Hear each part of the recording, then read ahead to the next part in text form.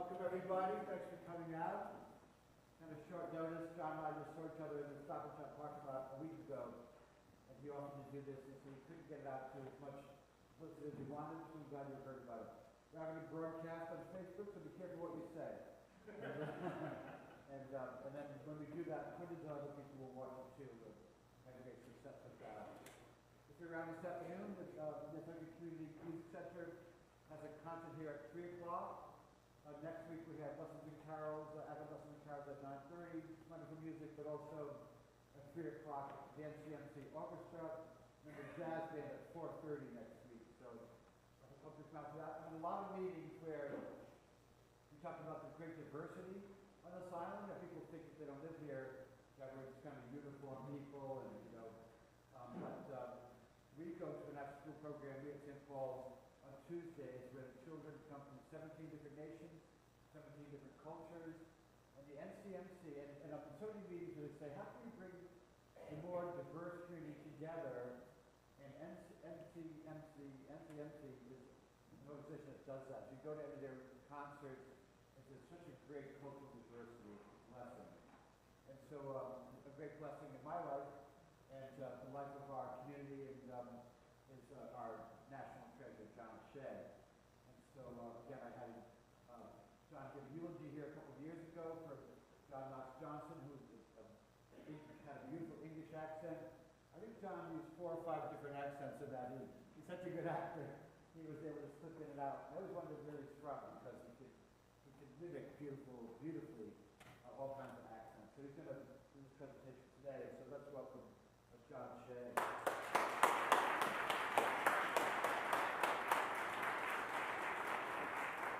Thank you.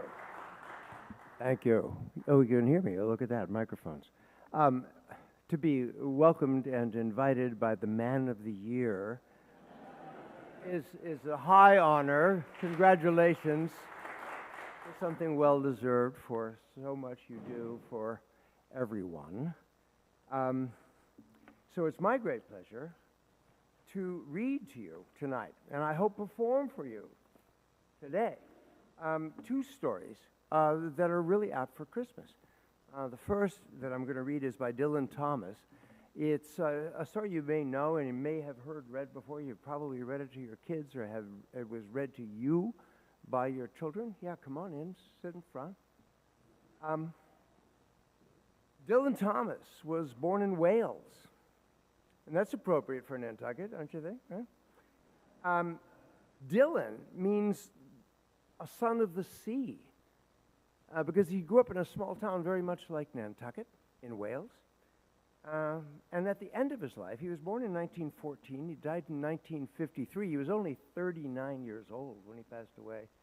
But in the year before he died, he wrote this poem, which is the memory of what it was like to grow up in a small town like Nantucket in Wales. So, you know him from Under Milkwood, lots of great poems. This is a memory of his childhood. It's called A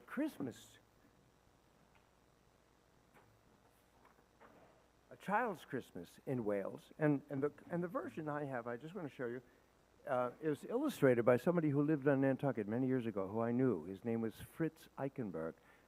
Some of you may know him, but it's a fantastic one. I'm going to read it directly from the book. A Child's Christmas in Wales.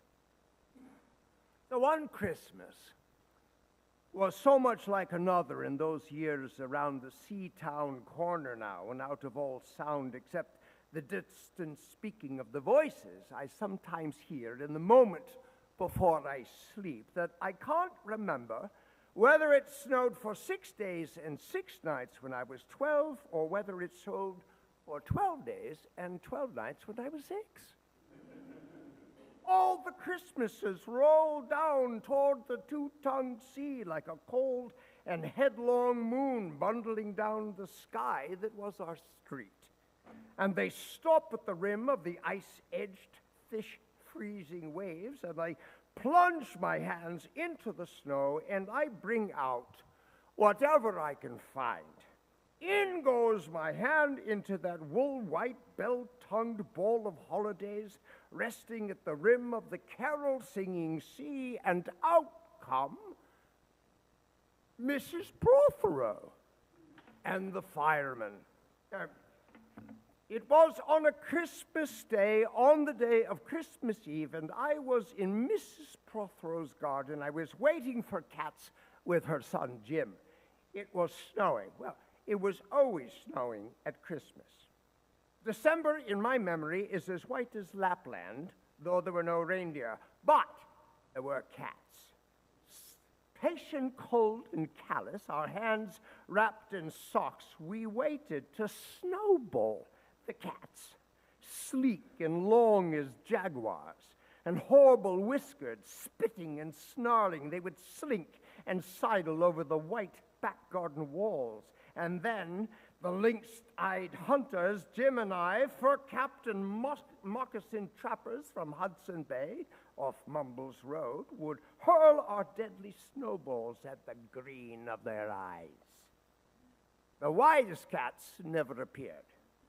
We were so still, Eskimo-footed Arctic marksmen in the muffling silence of the eternal snows, eternal ever since Wednesday, that we never heard Mrs. Prothero's first cry from her igloo at the bottom of the garden. Or, if we heard it at all, it was to us like the far-off challenge of our enemy and prey, the neighbor's polar cat. But soon the voice grew louder. "Fire!" cried Mrs. Prothero, and she beat the dinner gong. And we ran down to the garden with snowballs in our arms toward the house, and smoke, indeed, was pouring out of the dining room, and the gong was bombulating, and Mrs. Prothero was announcing ruin like the town crier in Pompeii. This was better than all the cats and whales standing on the wall in a row. And we bounded into the house laden with snowballs and stopped at the open door of the smoke-filled room. Something was burning, all right. Perhaps it was Mr. Prothero, who always slept there after midday dinner with a newspaper over his face. But he was standing in the middle of the room saying, "Fine Christmas," and smacking at the smoke with his slipper. "Well, call the fire brigade," cried Mrs. Prothero as she beat the gong. "They won't be there," said Mr. Prothero. "It's Christmas." Well, there was no fire to be seen, only clouds of smoke, and Mr. Prothero standing in the middle of them, waving his slipper as though he were conducting. "Do something," he said, and we threw all our snowballs into the smoke. I think we missed Mr. Prothero. He ran out of the house to the telephone box. "Let's call the police as well," Jim said, "and the ambulance, and Ernie Jenkins. He loves fires." But we only called the fire brigade, and soon the fire engine came, and 3 tall men in helmets brought a hose into the house, and Mr. Prothero just got out in time before they turned it on. Nobody could have had a noisier Christmas Eve. And when the firemen turned off the hose and were standing in the wet, smoky room, Jim's aunt, Miss Prothero, came downstairs and peered in at them. And Jim and I waited very quietly to hear what she had to say. She said the right thing, always. She looked at the tall 3 firemen in their shining helmets standing among the smoke and cinders and dissolving snowballs, and she said, "Would you like anything to read?" Years and years ago, when I was a boy, when there were wolves in Wales, and birds the color of red flannel petticoats whisked past the harp-shaped hills, when we sang and wallowed all night and day in caves that smelt like Sunday afternoons and the damp front farmhouse parlors, and we chased with jawbones of deacons the English and the bears, before the motor car, before the wheel, before the Duchess-faced horse, which we rode to the daft and happy hills bareback. It snowed and it snowed. But There's a small boy who says, well, it snowed last year too. I made a snowman and my brother knocked it down and I knocked my brother down and we had tea. Oh, but that was not the same snow, I say.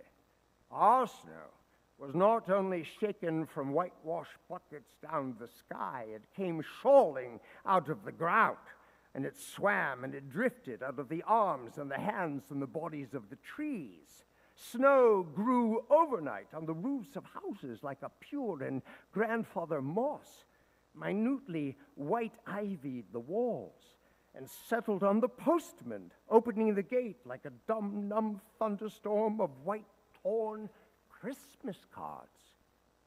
Oh, well, get to the postman. Were the postmen then, too? Oh. With sprinkling eyes and wind-cherried noses on spread frozen feet, they crunched up to the doors and mittened on the manfilet. But that was all the children could hear. All the children could hear were the ringing of bells. Well, you mean the postman went rat-a-tat-tat and the doors rang? I mean that the bells that the children could hear were inside them. I only hear thunder sometimes, never bells. There were church bells too. Inside them? No. In the bat-black, snow-white belfry, tugged by bishops and storks, they rang their tidings over the bandaged town and over the frozen foam of the powder of the ice cream hills and over the crackling sea. It seemed that all the churches boomed for joy under my window, and the weathercocks crew for Christmas on our fence. They were just ordinary postmen, fond of walking and dogs and Christmas and the snow. They knocked on doors with blue knuckles. Well, our door has a black knocker. And then they stood on the white welcome mat in little drifted porches, and they huffed and they puffed, making ghosts with their breath, and jogged from foot to foot like small boys wanting to go out. What about the presents? And then the presents. After the Christmas box, and the cold postman with a rose on his button nose tingled down the tea tray slithered run of the chilly glinting hill. He went on his ice-bound boots like a man on fishmonger slabs. He wagged his bag like a frozen camel's hump, dizzily turned the corner on one foot, and by God, he was gone. Right, well, get back to the presents. Well, there were useful presents. Engulfing mufflers of the old coach days and mittens made for giant sloths. Zebra scarfs, the substance of a silky gum that could be tugged of ore down to the galoshes. Blinding tam o'shanters like a patchwork tea cozies, and bunny-suited busbies and balaclavas for victims of head-shrinking tribes, from aunts who always wore wool next to their skin. They were mustached and rasping vests that made you wonder why the aunts had any skin left at all. And once I had a little crocheted nose bag from an aunt now, alas, no longer whinnying with us. And pictureless books in which small boys, though warned with quotations not to, would skate on Farmer Giles' pond, and did, and drowned. And books that told me everything about the wasp except why. Well, all right, go on to the useless presents. Well, bags of moist and many-colored jelly babies, and a folded flag, and a false nose, and a tram conductor's cap, and a machine that punched tickets and rang a little bell. Never a catapult. Once, by mistake, that no one could explain, a little hatchet. And a celluloid duck that made, when you pressed it, the most unduck-like sounds. A mewing moo that an ambitious cat might make who wished to be a cow. And a painting book in which I could make the grass, the trees, the sky, the animals, any color I pleased. and still the dazzling sky-blue sheep are grazing in the red field under the rainbow billed and pea-green burns. And then there were hard-boils and toffee and fudge and all sorts, and crunches and cracknels and humbugs and glaziers and marzipan and butter Welsh for the Welsh, and a troop of tinned soldiers who, if they could not fight, could always run, and snakes and families and happy ladders and easy hobby games for little engineers, complete with instructions, easy for Leonardo, and a whistle to make the dogs bark, and to wake up the old man next door to make him beat on the wall with his stick to shake our picture off the wall, and a pack of cigarettes. You put one in your mouth, and you stood at the corner of the street, and you waited for hours in vain for an old lady to scold you for smoking cigarettes, and then with a smirk, you ate it. And then there was breakfast and all the balloons. Were there uncles in your house? There are always uncles at Christmas, the same uncles. And on Christmas mornings, with dog-disturbing whistle and sugar fags, I would scour the Swatch town for news of the little world.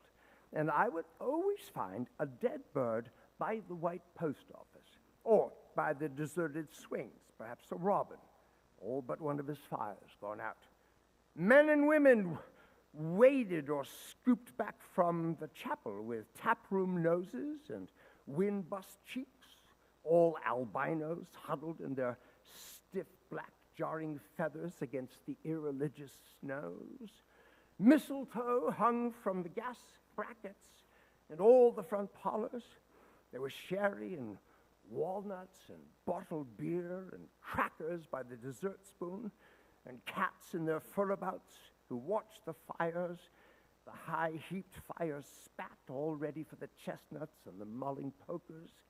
Some few large men sat in the front parlors without their collars, uncles almost certainly, trying their new cigars, holding them out judiciously at arm's length, returning them to their mouths, coughing, then holding them out again as though waiting for them to explode.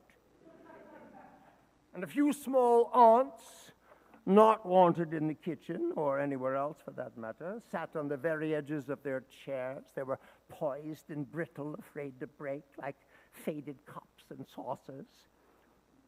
Not many those mornings trot the piling streets. An old man always, fawn-bullard, yellow-gloved, and at this time of year with spats of snow, would take his constitutional to the white bowling green and back, as he would take it wet or fine on Christmas Day or Doomsday. Sometimes two hale young men with big pipes blazing, no overcoats, with wind-blown scarfs, would trudge unspeaking down to the forlorn sea to work up an appetite, to blow away the fumes, who knows, to walk into the waves until nothing of them was left but two curling smokes from indistinguishable briars.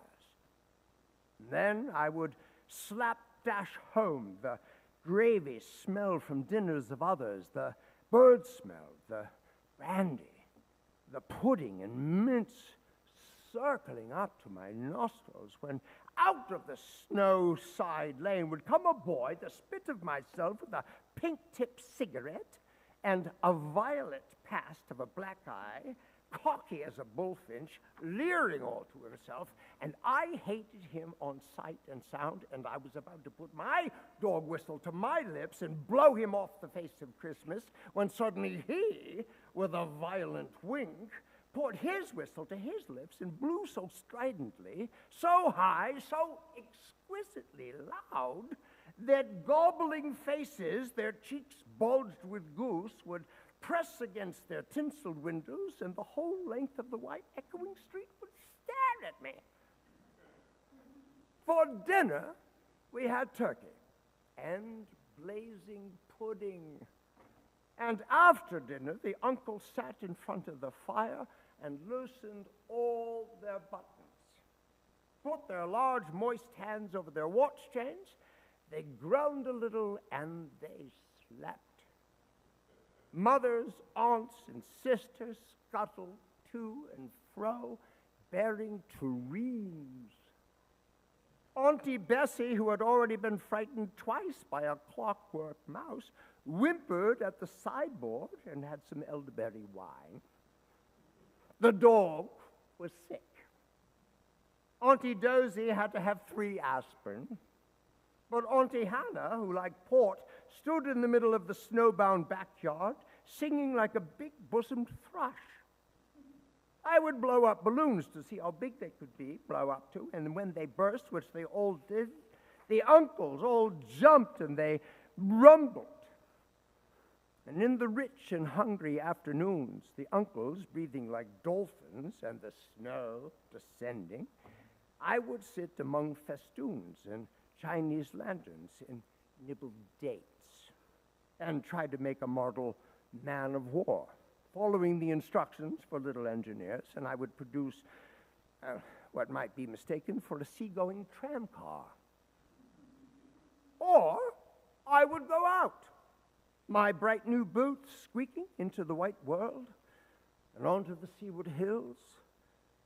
Out to call Jim and Dan and Jack and to pad through the still streets, leaving huge, deep footprints on the hidden pavements. I bet people will think there's been hippos here. And what would you do if you saw a hippo coming down our street? Well, I'd go like this, back. And then I'd throw him over the railing, and I'd roll him down the hill, and then I'd tickle him under the ear, and he'd wag his tail. All right, well, what would you do if you saw 2 hippos? Iron-flanked and bellowing he-hippos clanked and battered through the scudding snow toward us as we passed Mr. Daniel's house. Let's post Mr. Daniel a snowball through his letterbox. Yeah, let's write things in the snow. Yeah, let's write, Mr. Daniel looks like a spaniel all over his lawn. Or we walk to the white shore. Can the fishes see that it's snowing? The silent, one-clouded heavens drifted onto the sea. And now we were snow-blind travelers, lost on the north hills, and vast dew-lapped dogs with flasks around their necks ambled and shambled up to us, baying, "Excelsior!" We returned home through the poor streets, where only a few children fumbled with bare red fingers in the wheel-rutted snow and catcalled after us, their voices fading away as we trudged uphill into the cries of the dock-birds and the hooting of ships out on the whirling bay. And then at tea, the recovered uncles, hooting would be jolly, and the ice cake loomed in the center of the table like a marble grave. Auntie Hannah laced her tea with rum, because it was only once a year. And bring out the tall tales now that we told by the fire as the gaslight burbled like a driver. Ghosts wooed like owls in the long nights when I dared not look over my shoulder. Animals lurked in the cubbyhole under the stairs, and the gas meter ticked. And I remember that we went singing carols once, when there wasn't the shaving of a moon to light the flying streets. And at the end of a long road, there was a drive that led to a large house.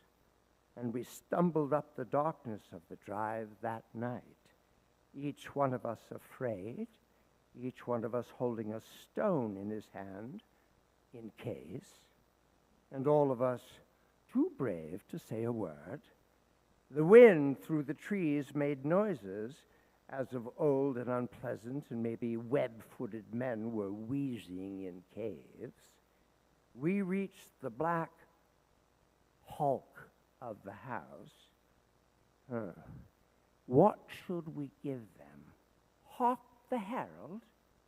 No, Jack said. Good King Wenceslas. I'll count 3. 1, 2, 3. And we began to sing, and our voices high and seemingly distant in the snow-felted darkness round the house that was occupied by nobody we knew. We stood close together near the dark door. Good King Wenceslas, look out on the feast of Stephen. And then a small, dry voice, like the voice of someone who has not spoken for a very long time, joined our singing. A small, dry, eggshell voice from the other side of the door. And we stopped running when we were inside our house. And the front room, was lovely, and the balloons floated under the hot water bottle gumping gas, and everything was good again, and it shone all over the town. Perhaps it was a ghost, said Jim. Well, perhaps it was trolls, Dan said, who was always reading. Well, let's go in and see if there's any jelly left, Jack said. And we did that. Always on Christmas night, there was music. An uncle played the fiddle, a cousin sang Cherry Ripe, another uncle sang Drake's Dream, Drake's Drum, and it was very warm in the house. Auntie Hannah, who had got on to the parsnip wine, sang a song about bleeding hearts and death. And then another in which she sang her heart out like a bird's nest. And then everybody laughed again. And then I went to bed. And looking through my bedroom window out onto the moonlight and the unending smoke-colored snow, I could see the lights in the windows of all the other houses on our hill and hear the music rising from them up the long, steadily falling night. I turned the gas down. I got into bed. I said some words to the close and holy darkness, and then I slept. That's it.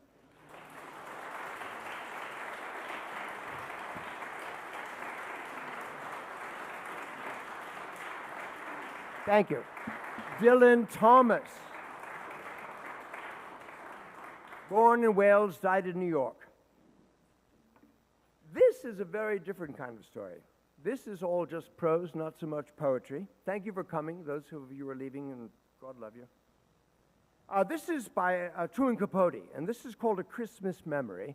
And this is one of my favorite stories in the world. And if you know it, then I hope you enjoy hearing it again. If you've never heard it read, I hope you'll enjoy it. I'll just remind you that Truman Capote was born in 1924. He died in 1984. He was 60. He was a novelist. He was a screenwriter. He was a playwright. He was an actor. He was a journalist. He was a genius in my regard. He wrote Breakfast at Tiffany's, which you might have seen as the great movie. He wrote In Cold Blood, the great thriller. But he wrote this about growing up in Alabama as a young boy, far from the sea, but close to other things. So this is A Christmas Memory by Truman Capote. I've read this once in New York at Symphony Space when Isaiah Sheffer ran Selected Shorts. I did that work for 15 years. We recorded this. It went across the country on NPR. You can still find it online if you ever want to share the story with a friend. And I'm going to have a sip of vodka.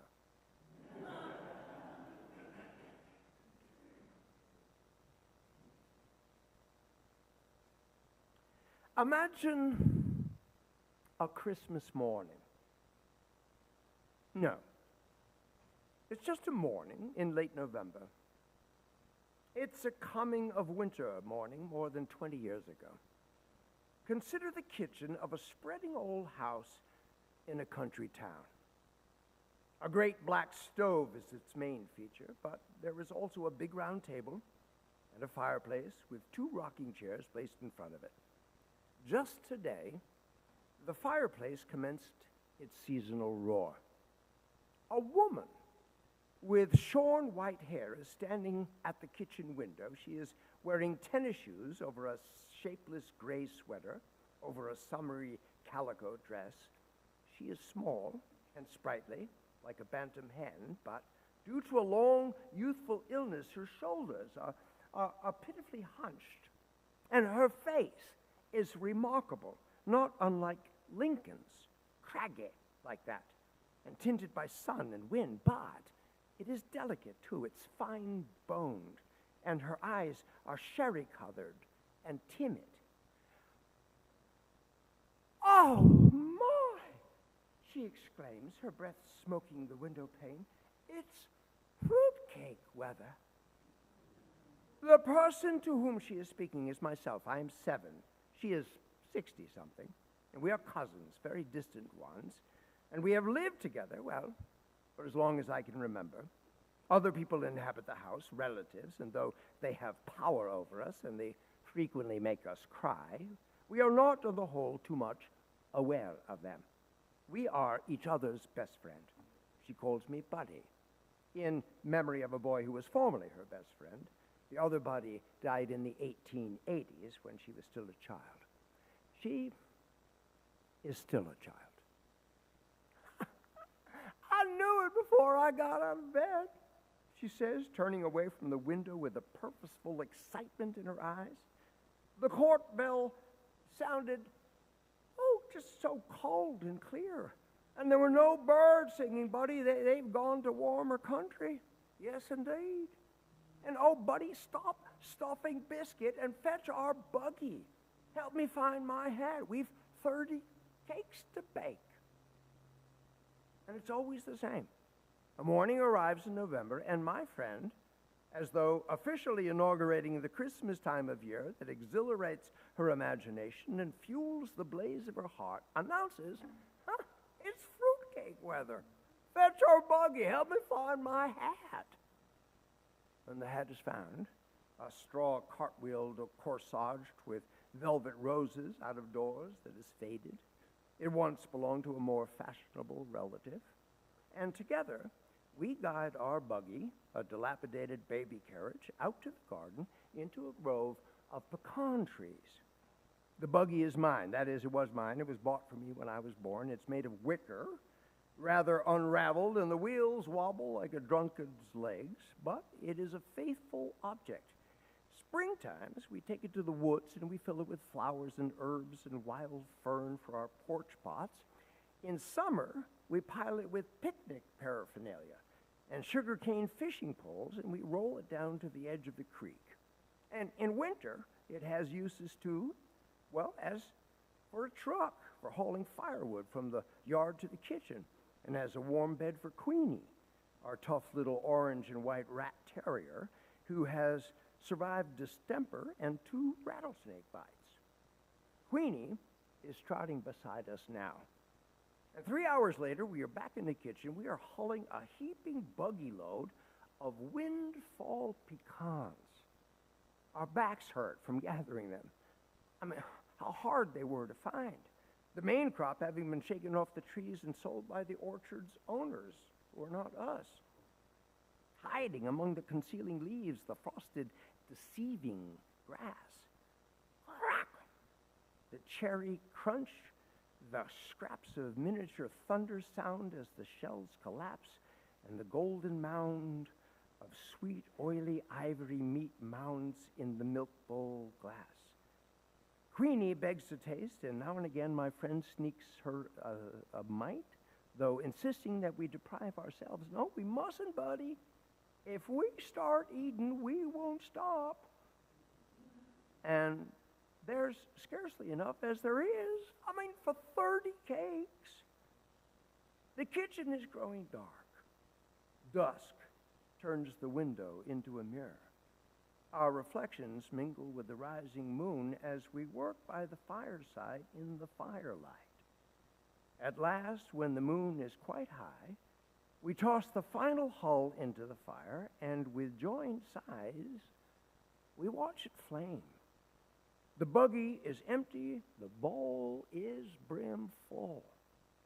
We eat our supper, cold biscuits, bacon, blackberry jam, and discuss tomorrow. Tomorrow is the kind of work that I like best. It begins buying cherries and citron and ginger and vanilla and canned Hawaiian pineapple rinds and raisins and walnuts and whiskey and so much flour, butter, and so many eggs and spices and flavorings. Why, we're going to need a pony to pull the buggy home. But before these purchases can be made, there is the question of money. Neither of us has any, except for the skinflint sums that persons in the house occasionally provide. A dime is considered very big money, or what we earn ourselves from various activities like holding rummage sales and selling buckets of hand-picked blackberries and jars of homemade jam and apple jelly and peach preserves and rounding up flowers for funerals and weddings. Well, once we won 79th prize, $5, in a national football contest. Not that we know a damn thing about football. It's just that we enter any contest we hear about. And at the moment, our hopes are centered on the $50,000 grand prize being offered to name a new brand of coffee. Now, we suggested AM, and then after some hesitation from my friend thought it was maybe a bit sacrilegious, the slogan, AM, Amen. But to tell the truth, our only really profitable enterprise was the Fun and the Freak Museum that we conducted in the backyard woodshed 2 summers ago. Now, the Fun was a stereopticon with slide views of Washington and New York lent to us by a relative who had been to those places, and she was furious when she discovered that we had borrowed it. But the Freak was a 3-legged bitty chicken hatched by one of our own hens. And everybody hereabouts wanted to see that bitty. We charged the grown-ups a nickel, kids 2 cents, and we took in, a good $20 before the museum shut down due to the decease of the main attraction. But one way or another, we do each year accumulate Christmas savings. We call it our fruitcake fund. And these monies we keep hidden in an ancient bead purse under a loose board, under the floor, under the chamber pot, under my friend's bed. The purse is seldom removed from this safe location except to make a deposit or, as it happens every Saturday, a withdrawal. For on Saturdays, I am allowed 10 cents to go to the picture show. My friend has never been to the picture show, nor does she ever intend to. No, I'd rather hear you tell the story, buddy. I mean, that way I can imagine it more better. Yeah, no, besides, a person my age shouldn't squander their eyes when the good Lord comes to let me see him clear. And in addition to never having seen a movie, she has never eaten in a restaurant, traveled more than 5 miles from home, received or sent a telegram, read anything except the funny papers and the Bible, wore cosmetics, cursed or wished someone harm, told a lie on purpose, or let a hungry dog go hungry. No. Here are a few things that she has done. She does do. She killed with a hoe the biggest rattlesnake ever seen in this country, 16 rattles. She dips snuff secretly. She tames hummingbirds, just try it, till they balance on her finger. She tells ghost stories, we both believe in ghosts, so tingling that they chill you in July. She talks to herself. She takes walks in the rain. She grows the prettiest japonicas in town. She knows the recipe of every sort of old-time Indian cure, including a magical wart remover.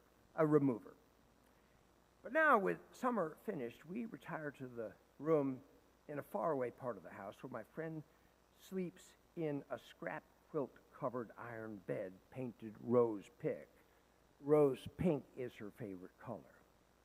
Silently, wallowing in the pleasures of conspiracy, we take the bead purse from its secret hiding place and spill its contents onto the scrap quilt. Dollar bills, tightly rolled and green as maybuds, and then somber 50-cent pieces, heavy enough to weight a dead man's eyes, and then lovely dimes, the liveliest coin of all, and the one that really jingles, and then nickels and quarters worn smooth as creek pebbles, but mostly a hateful heap of bitter-odored pennies. Last summer, others in the house contracted us a penny for every 25 flies we killed. Oh, the carnage of August. The flies that flew to heaven. And yet it was not the work in which we took pride. But as we sit counting the pennies, it's as though we were back tabulating dead flies. Neither of us has a head for figures. We count slowly, we lose track, we start again. According to her tabulations, we have $12.73. According to mine, we have exactly $13. Well, I do hope you're wrong, buddy. We can't mess with 13. The cakes will fall or put somebody into the cemetery. Well, I wouldn't dream of getting out of bed on the 13th. And this is true. She always spends 13ths in bed. So, to be on the safe side, we subtract a penny, I toss it out the window.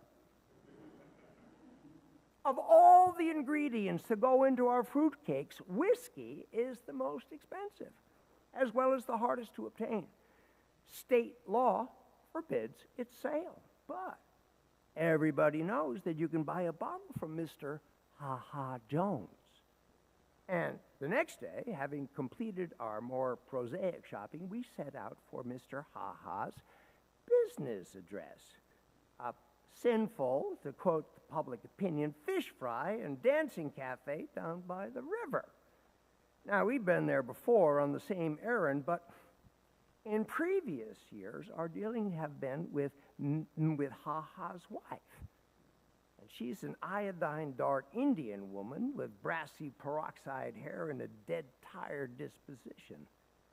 Now, actually, we have never laid eyes on her husband, though we've heard he's an Indian too.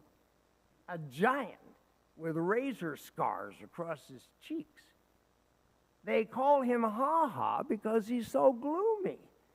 He's a man who never laughs.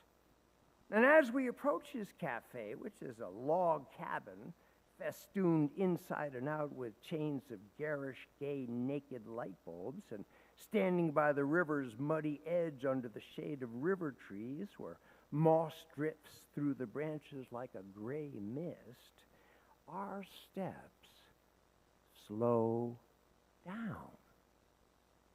Even Queenie stops prancing and sticks close by. People have been murdered in Ha Ha's cafe, cut to pieces, hit on the head. There's a case coming up in court next month.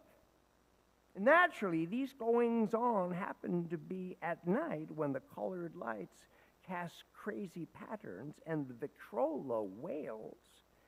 In the daytime, Ha Ha's is shabby. It's deserted. I knock on the door. Queenie barks, and my friend calls, "Mrs. Ha Ha, ma'am? Anyone to home?" Footsteps. The door opens. Our hearts overturn. It's Mr. Ha Ha Jones himself. And he is a giant. And he does have scars. He doesn't smile. No, he glowers at us through Satan-tilted eyes and demands to know, "What do you want with Ha Ha?" Well, for a moment, we are too paralyzed to talk.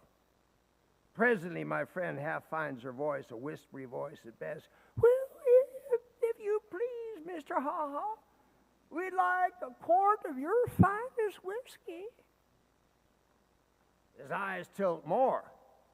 Would you believe it? Ha Ha is smiling. Ha!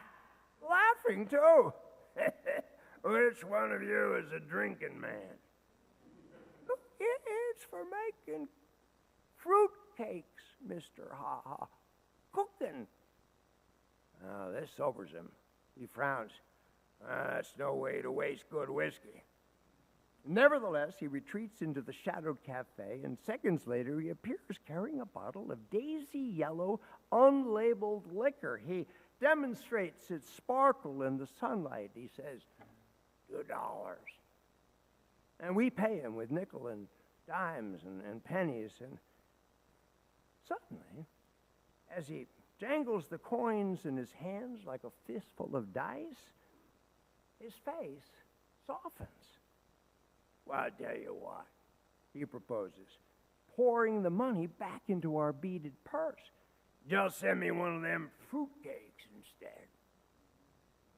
Well, my friend remarks on our way home, now there's a lovely man. We'll put an extra cup of raisins in his cake. The black stove, stoked with coal and firewood, glows like a lighted pumpkin. Egg beaters whirl, spoons spin around in bowls of butter and sugar. Vanilla sweetens the air, ginger spices it. Melting, nose-tingling odors saturate the kitchen, suffuse our house, drift out into the world on puffs of chimney smoke. In 4 days, our work is done. 31 cakes, dampened with whiskey, bask on windowsills and shelves. Who are they for? Friends. Not necessarily neighbor friends. Indeed, the larger share is intended for persons we've met, maybe once, maybe not at all. Well, people who have struck our fancy, like President Roosevelt, like the Reverend and Mrs. J.C. Lacey. They're Baptist missionaries in Borneo who lectured there last winter. Or the little knife grinder who comes through town twice a year. Or Abner Packer, the driver of the 6 o'clock bus from Mobile, who exchanges waves with us every day as he passes in a dust-colored whoosh. Or the Wistons, a California couple whose car came one afternoon and broke down outside the house, who spent a pleasant hour chatting with us on the porch. Young Mr. Whiston snapped our picture, the only picture of us ever taken. And it is because my friend is shy with everyone except with strangers that these strangers, the merest acquaintances, seem to us our truest friends. Is it because of that? Well, I think it is, yes. And also, the scrapbooks we keep with thank yous on White House stationery. And time to time we get communications from California and from Borneo. The knife grinders' penny postcards make us feel connected to eventful worlds beyond our kitchen with its view of a sky that stops. And now a nude December fig branch grates against the window. The kitchen is empty. The cakes are gone. Yesterday, we carted the last of them out to the post office where the cost of stamps turned our purse inside out. We're broke. And that rather depresses me, but my friends insist on celebrating with 2 inches of whiskey left in Ha-Ha's bottle. Now, Queenie has a spoonful in her bowl of coffee. She likes her coffee with a little hickory flavor and strong. But the rest, we divide between 2 pair of jelly glasses. We're both quite awed at the prospect of drinking straight whiskey. The taste of it brings screwed up expressions and sour shudders. But by and by, we begin to sing. The 2 of us singing different songs simultaneously.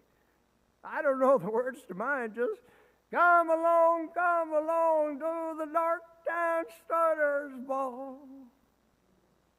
I can dance. I can dance. I mean, I can really dance, and that's because what I mean to be is a tap dancer in the movies. My dancing shadow rollicks on the walls. Our voices rock the chinaware. We giggle as if unseen hands were tickling us. Queenie rolls on her back and paws and plows the air, and something like a grin stretches her black lips. Her paws plow Inside myself, I feel warm. I feel sparkly as those crumbling logs. And I feel carefree as the wind in the chimney. And my friend waltzes around the stove, the hem of her poor calico dress pinched between her fingers as though it were a party dress.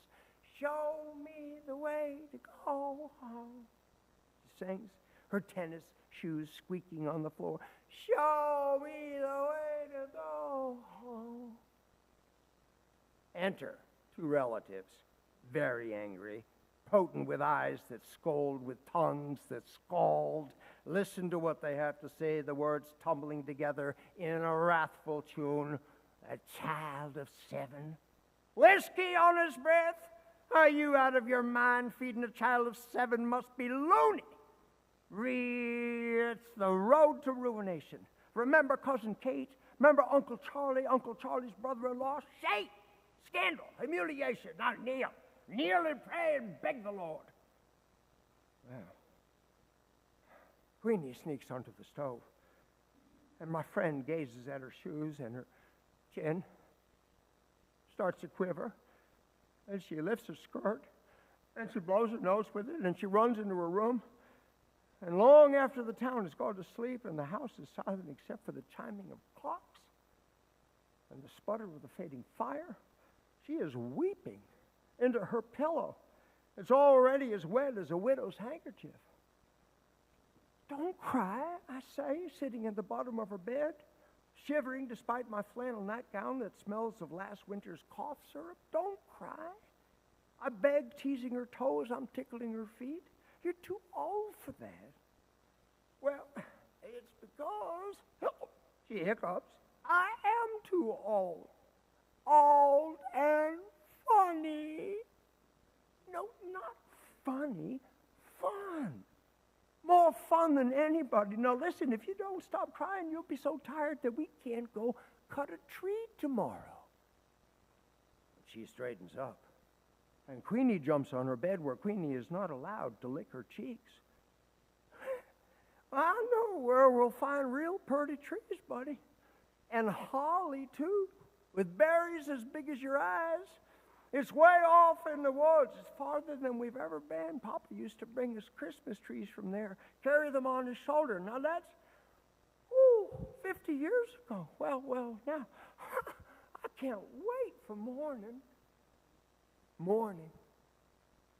Frozen rime lusters the grass, the sun, round as an orange, and orange as hot weather moons, balances on the horizons and burnishes the silvered wintered woods. A wild turkey calls. A renegade hog grunts in the undergrowth.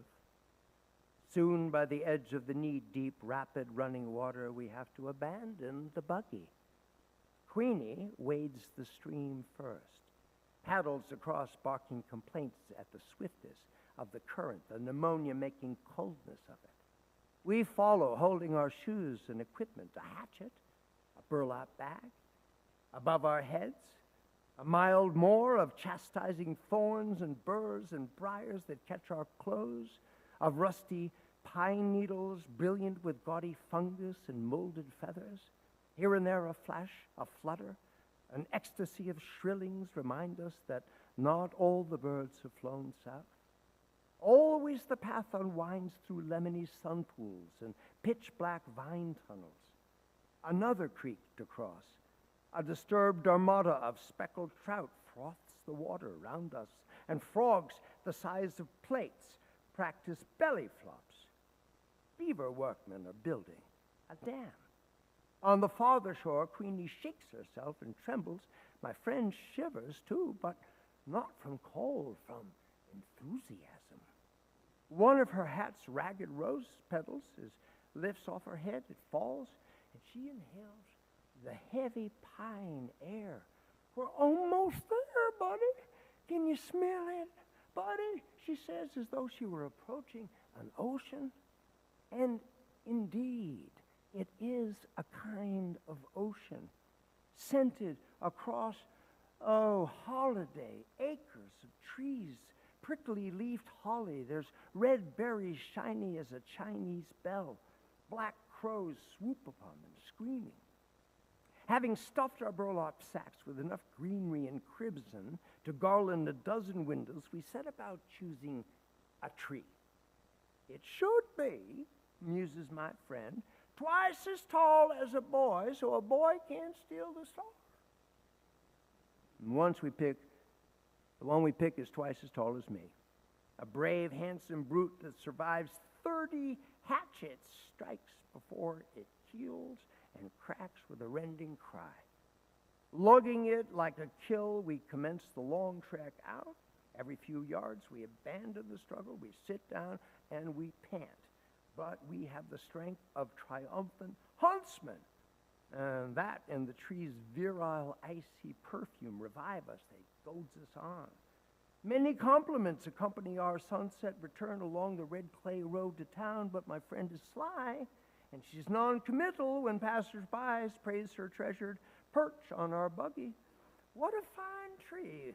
Where did that tree come from? Yonder ways, she murmurs vaguely. Once a car stops and the rich mill owner's lazy wife leans out, she whines, "I'll give you 2 bits of cash for that old tree." Ordinarily, my friend is afraid of saying no, but on this occasion she promptly shakes her head. "Wouldn't take $1. The mill owner's wife persists. $1, my foot, 50 cents. That's my last offer. Goodness, woman, you can cut another one. In answer, my friend gently reflects, "I doubt it. There's never 2 of nothing." And home, Queenie slumps by the fire and sleeps till tomorrow. She snores as loud as a human. A trunk in the attic contains a shoebox of ermine tales off the obfuscate of some curious lady who once rented a room in the house. There's coils of frazzled tinsel gone gold with age, 1 silver star, a brief rope of dilapidated, undoubtedly dangerous candy-light light bulbs.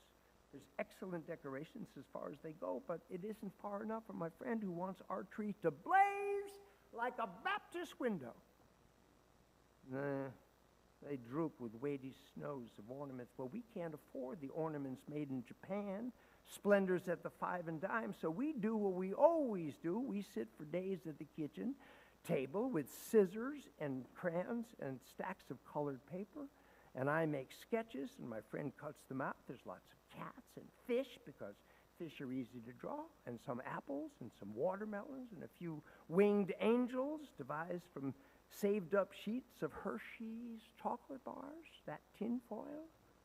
We use safety pins to attach these creatures to the tree.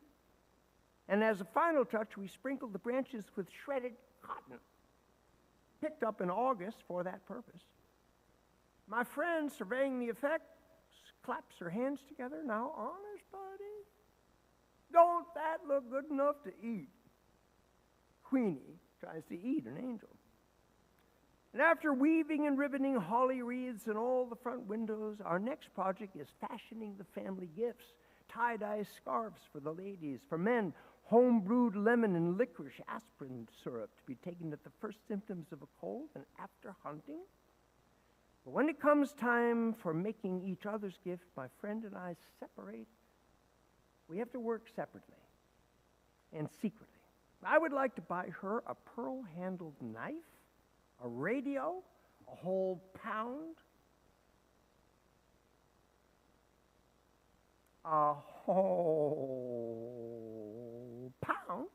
of chocolate-covered cherries. We tasted some once, and she always swears I could live on them, buddy. I am. Lord, yes, I could, and that's not taking his name in vain. But instead, I am building her a kite. Now, she would like to give me a bicycle, and she said so on several million occasions. If only I could, buddy. I mean, it's bad enough in life to do without something you want, but confound it, what gets my goat is not to be able to give somebody something that you want them to have. Only one of these days I will, buddy. I'm going to locate you a bike. I don't ask how. I'm going to steal it, maybe. Instead, I am fairly certain that she is building for me a kite. Same as last year and the year before. The year before that, we exchanged slingshots, all of which is fine by me. For we are champion kite flyers who study the wind like sailors. My friend, more accomplished than I, can get a kite aloft when there isn't enough breeze to carry a cloud. And then Christmas Eve afternoon, we scrape together a nickel and we go to the butcher's to buy Queenie's traditional gift, a good gnawable beef bone. The bone, wrapped in funny paper, is placed high in the tree near the silver star. Queenie knows it's there. She squats at the foot of the tree. She stares up at it in a trance of greed. And when bedtime arrives, she refuses to budge. Her excitement is equaled only by my own. I kick the covers. I turn my pillow as though it were a scorching summer night. Somewhere a rooster crows, falsely, for the sun is still way on the other side of the world. Buddy, are you awake? It's my friend. She's calling from her room, which is next to mine. And an instant later, she is sitting on my bed. She's holding a candle. Buddy, I can't sleep a hoot, she declares. My mind's jumping like a jackrabbit. Buddy, do you think Mrs. Roosevelt will serve our cake at dinner? We huddle in the bed, and she squeezes my hand. I love you. But it seems like your hand used to be so much smaller, buddy. I guess I hate to see you grow up. When you've grown up, will we still be friends? And I say, always. But I feel so bad, buddy, I wanted to give you a bike. I tried to sell my cameo that Papa gave me, but buddy, she hesitates as though she's embarrassed. I made you another kite. And then I confessed to her that I made one too, and we laugh. And the candle burns too short to hold. And out it goes, exposing the starlight. The stars spinning in the window like a visible caroling that slowly, slowly, daybreak silences. Possibly we doze, but the beginnings of dawn splash us like cold water. We're up, we're wide-eyed, we're wandering while we wait for the others to waken. Quite deliberately, my friend drops a kittle on the kitchen floor. I tap dance in front of one of the closed doors, and one by one, the household emerges, looking as though they'd like to kill us both. But it's Christmas, so they can't. First, a gorgeous breakfast. It's just about everything you can ever imagine, and flapjacks and fried squirrel and hominy grits and honey in the comb, which puts everybody in a good humor, except for my friend and me. Frankly, we're so impatient to get at the presents, we can't eat a mouthful. Well, I am disappointed. Oh, who wouldn't be, with socks and a Sunday school shirt and some handkerchiefs and a hand-me-down sweater and a year's subscription to a religious magazine for children? The Little Shepherd? No, it makes me boil. It really does. My friend has a better haul. She gets a sack of Sasumas. That's her best present. But she is proudest, however, of a white wool shawl knitted in her by her married sister. But she says that her favorite gift is the kite that I built for her. And it is very beautiful, although not as beautiful as the one that she made for me, which is blue and scattered with gold and green good conduct stars.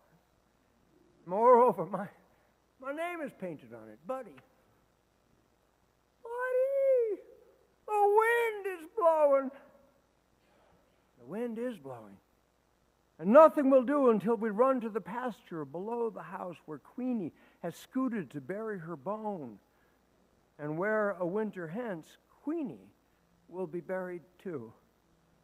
And there, plunging through the healthy waist-high grass, we unreel our kites, feel them twitching at the string like skyfish as they swim into the wind.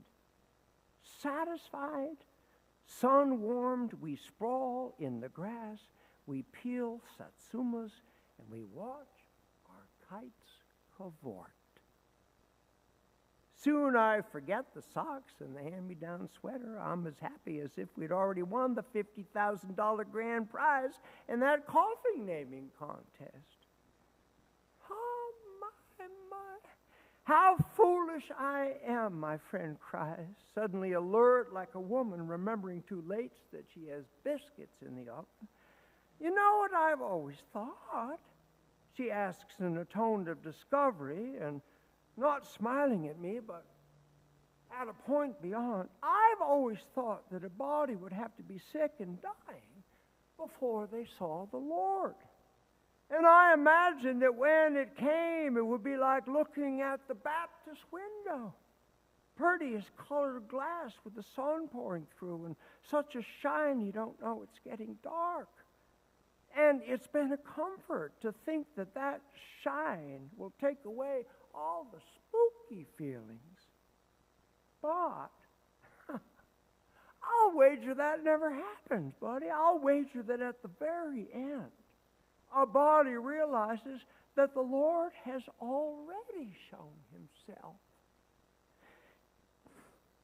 That things are, and her hand circles in a gesture that gathers the clouds and the kites and the grass and Queenie pawing the earth over her bone.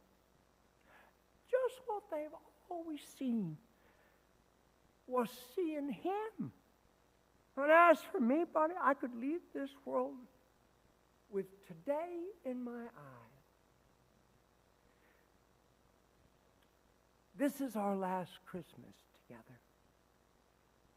Life separates us. Those who know best decide that I belong in a military school. And so follows a miserable succession of bugle-blowing prisons, grim revelry-ridden summer camps. I have a new home, too, but it doesn't count. Home is where my friend is. I never go there. And there she remains, puttering around in the kitchen, alone with Queenie, and then alone. Buddy, dear, she writes in her wild, hard-to-read script, yesterday Jim's Macy's horse kicked Queenie bad. But be thankful she didn't feel much. I wrapped her in her fine linen sheet. I rode her down to the buggy.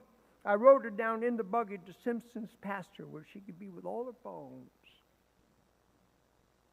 For a few Novembers, my friend continues to bake her fruitcakes single-handed. Not as many, but some. And of course, she always sends me the best of the batch. And also in every letter, she encloses a dime that's wadded in toilet paper. See the picture show, buddy. Write me the story. But gradually her letters tend to confuse me with her other friend, the buddy who died in 1880. More and more. And 13ths are not the only days she stays in bed. And the morning arrives in November, a leafless, birdless coming of winter morning, when she cannot rouse herself to exclaim, "Oh my, it's fruitcake weather." And when that happens, I know it. A message saying so merely confirms a piece of news that some secret vein had already received, severing me from an irreplaceable part of myself, letting it loose like a kite on a broken string. And that is why, walking across a school campus on this particular December morning, I keep searching the sky, as if I expected to see, rather like hearts, a lost pair of kites hurrying toward heaven.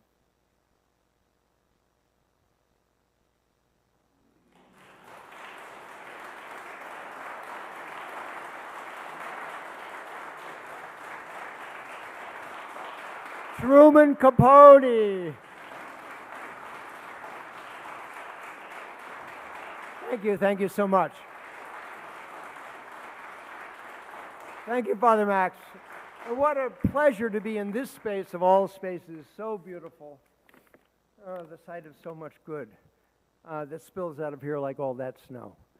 So anyway, thank you so much. You know, I don't know what to say, but it would have been so lonely for me to read this to myself again. I'll see you soon.